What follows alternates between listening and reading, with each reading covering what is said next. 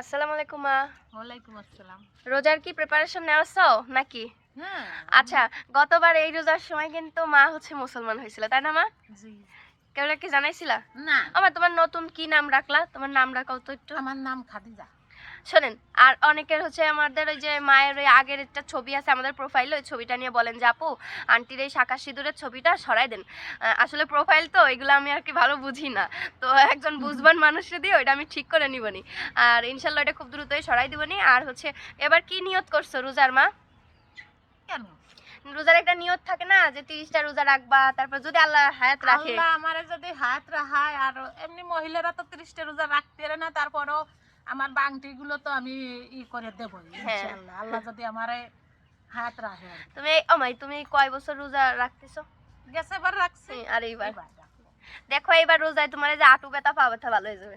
কেন আমি এই যে ইসির রোজাও 3 ধরলাম না। হ্যাঁ, সবে বরাতের রোজাও 3টা ছিল। হ্যাঁ। আর রোজার বাজার ঘাট কি করার দ্বারা হইছে? না, কেন করো নাই?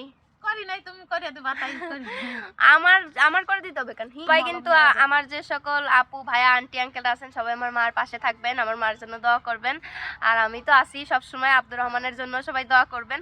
আর সামনে তো আব্দুর রহমানের রোজার ভিতর পরীক্ষা পড়বেন এই মাদ্রাসায়, ওর জন্য একটু দোয়া করবেন, ও জানি ভালো করে পরীক্ষা দিতে পারে, তাই না?